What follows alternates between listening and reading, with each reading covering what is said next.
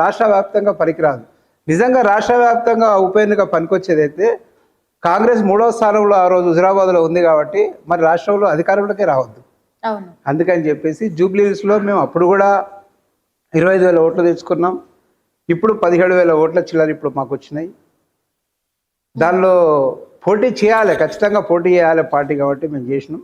అక్కడ ప్రజలు ఏంటంటే సింపతి పరంగా బీఆర్ఎస్ని చూసిర్రు.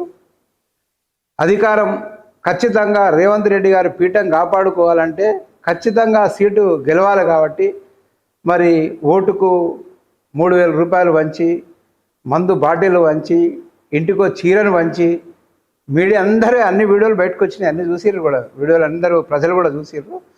డబ్బుతోని గెలవడం తప్ప అది గెలుపని మేము అనుకోవట్లేదు.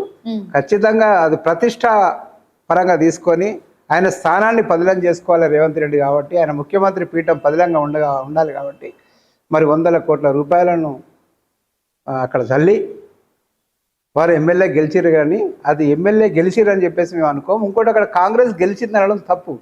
అక్కడ మేము గెలిచింది ఎంఐఎంగా భావిస్తున్నాం మేము.